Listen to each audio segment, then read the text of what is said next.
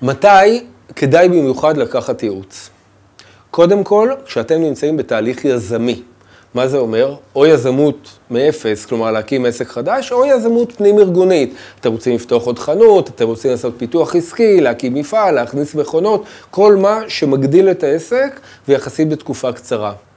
באופן כללי, יזמות זה סוג של משבר, זה משבר צמיחה.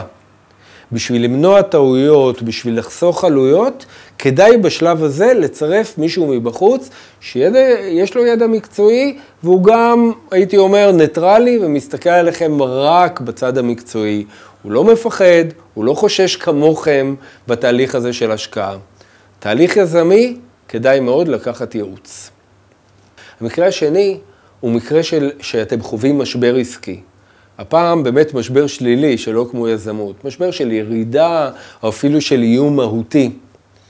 יש קושי להוציא כספים, למשל על ייעוץ, בשלב המשברי הזה. אבל אני יכול להגיד לכם שזה הדבר אולי הראשון שצריך לעשות.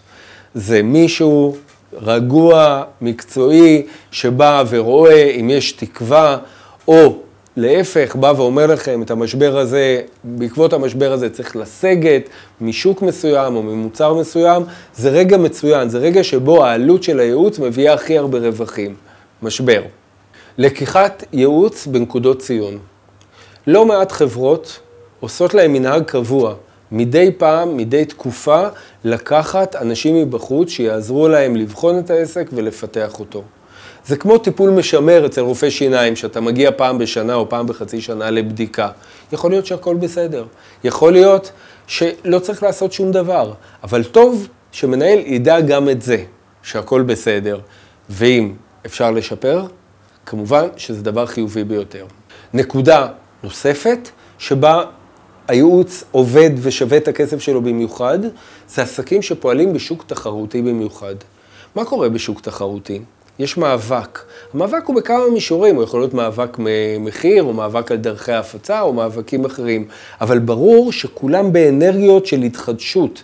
כולם, אף אחד לא הולך לישון, הייתי אומר, מהמתחרים שלכם. הם כל הזמן מחדשים, הם לוקחים בעצמם יועצים, הם צוברים מידע מבחוץ.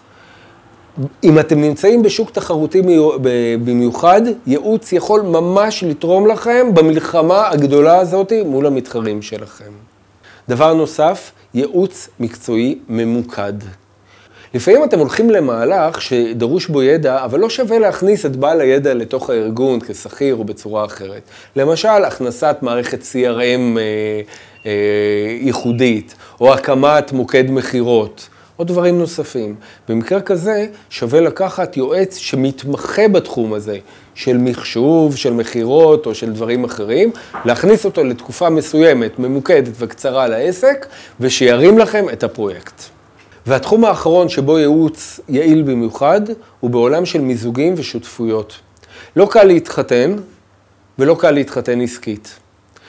אנחנו הרבה פעמים מערבים בתהליכים של מיזוגים או של מיזמים משותפים, אנחנו מערבים רגשות ודעות קדומות וויכוחים מיותרים ודברים שאחרי זה מייצרים את הכישלונות המאוד מאוד גדולים שיש בעולם המיזוגים.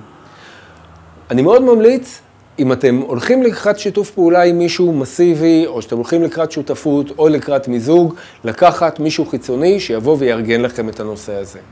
אני מודה לכם שהייתם איתנו, מוזמנים לראות סרטים נוספים בערוץ היוטיוב שלנו, להיכנס לאתר או לפייסבוק של ידע סלע. תודה רבה.